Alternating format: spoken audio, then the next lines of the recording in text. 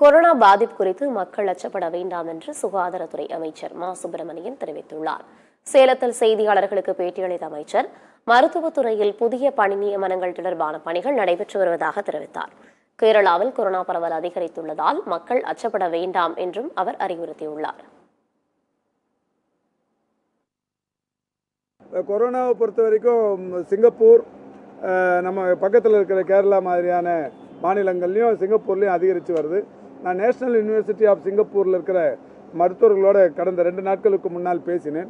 அங்கே பாதிப்பு ஒரு 3000 அளவுக்கு பாதிப்பு ஏற்பட்டிருக்கிறது. என்றாலும் கூட அது ஒமிக்ரானின் ஒரு வகை கொரோனா பாதிப்பு என்று சொல்லப்பட்டிருக்கிறது.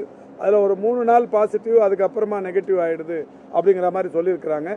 அந்த பாதிப்பு குறித்து இங்கே நம்முடைய பொது சுகாதார அலுவலர் கேரளாவில் இருக்கிற சுகாதார அலுவலர்களோடும் பேசியிருக்கிறார்.